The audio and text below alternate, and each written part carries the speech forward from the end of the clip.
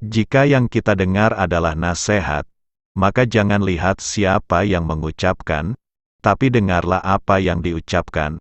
Namun jika menyangkut suatu pemikiran, pendapat, lihatlah dulu siapa yang mengucapkan, baru dengar apa yang dia ucapkan. Jika berteman, carilah yang baik, candanya pun akan memberikan faedah. Umumnya kesehariannya sederhana dan rendah hati. Sudahkah kita memiliki sahabat seperti itu? Kalau belum, cari sekarang, mumpung masih ada waktu. Hidayah bukan hanya diberikan untuk orang yang tidak beriman saja, tapi Allah berikan hidayah pada orang yang beriman juga, untuk menguatkan imannya. Kalau pengetahuan Anda mau ditambah oleh Allah, mudah dalam belajar, kuat dalam ingatan, tingkatkan takwamu kepada Allah, maka Allah akan ajarkan Anda pengetahuan ilmu. Allah senantiasa makbulkan doa kita, cuma cepat atau lambatnya. Jika sholat ditunaikannya lambat, maka lambat jugalah Allah makbulkan. Lawan dari kaya adalah cukup, bukan miskin. Jadi sebetulnya ketika Allah menciptakan kita, rizki kita cukup. Tidak ada yang miskin. Yang menjadikan kita miskin itu perasaan kita yang tidak pernah cukup, dan bahwasanya Dia yang memberikan kekayaan dan memberi kecukupan.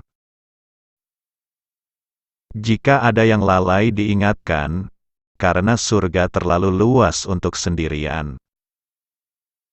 Jaminan Allah bagi orang yang sholat tahajud, disukseskan karirnya, dimudahkan pekerjaannya, dibimbing mengawali aktivitas, diberikan solusi terbaik ketika terkena masalah, dan ditolong Allah tanpa perantara. Tidak ada status apapun di dunia yang mempengaruhi seseorang masuk surga. Kalau Anda mendapatkan tingkat kekayaan dan merasa kaya dengan itu, Anda belum bebas dengan persyaratan masuk surga. Belum tentu harta menjadi jaminan masuk surga. Syarat masuk surga bukan harta dan kedudukan, tetapi adalah keimanan dan amal soleh. Kita tidak tahu siapa yang akan mendapatkan hidayah, tetapi kita bisa terus berdoa kepada Allah.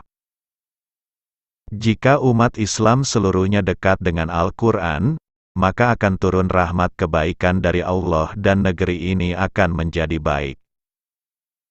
Orang yang beriman pasti beramal soleh. Mencaci itu tidak akan menambah kemuliaanmu, dan tidak pula membuat yang kau caci berkurang keburukannya.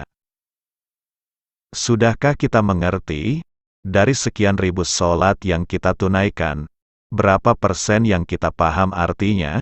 Jangan-jangan kita sholat tapi tidak tahu artinya. Bagaimana bisa khusyuk, kalau kita tidak mengerti apa yang kita lakukan?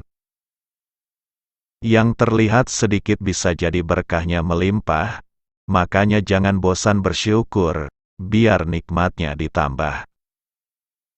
Kunci dari semua hal adalah sholat. Kalau kita masih sering berbuat salah, maka ada yang salah dalam sholat kita. Nabi yang sudah jelas surga saja bangun malam untuk tahajud hingga bengkak-bengkak. Sementara yang surganya tidak jelas, amalan berantakan, hisabnya menegangkan namun masih merasa aman dengan amalnya. Cara sholat khusyuk, kenakan pakaian terbaik, perbaiki wudhu. Wudhu yang benar, hadirkan perasaan seperti sholat kita yang terakhir.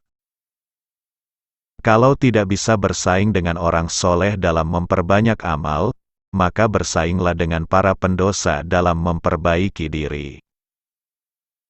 Ketika seseorang mendapatkan ujian yang mengguncang jiwa, maka itu tandanya Allah ingin menaikkan derajat keimanan orang tersebut ke level tingkatan iman yang lebih tinggi.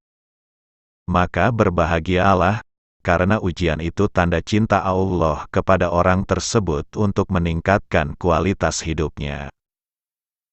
Islam itu menenangkan.